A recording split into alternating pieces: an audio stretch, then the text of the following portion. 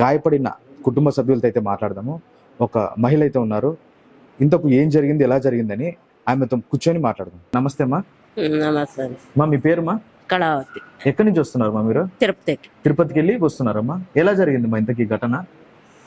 దర్శనం చేసుకుని వస్తా అంటే ఒక పిల్లోడు కొత్తకోట పిల్లోడు బిర్యానీ కొత్తకోట ఉండే ఆ పిల్లోని తోడుకొని పోయింటమే. ఆ పిల్లోడిని అక్కడ వల్లూరులో వదిలేసి కొత్తకోటలో పోదామని ఇట్లా వస్తా ఉంటుంది. అది అందరూ నిద్ర మంకలో ఉన్నాము. ఇంతకు ఎంతమంది ఉన్నారు మా మొత్తం? మేము 15 జనం. 15 మంది.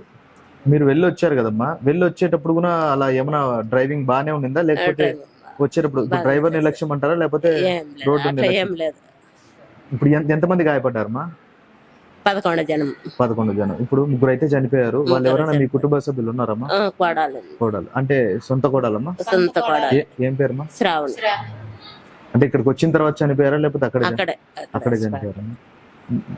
బయట సమాచారం ప్రకారం అయితే చిన్నపిల్లలు కూడా ఉన్నారని చెప్పారు. చిన్న పిల్లడు వాళ్ళు ఎట్టున్నారు? బాగున్నారు. ఆ పిల్లలు ఎవరుమా? ఆ పిల్లాడు మా కోడలు వాళ్ళ అక్క కొడుకే. మొత్తం మీరంతా ఒక్క కుటుంబానికి సంబంధించిన వారమ్మా, లేదా కాదు 3 ఫ్యామిలీలు, ముగ్గురు వేరే వేరే సపరేట్ ఫ్రెండ్స్.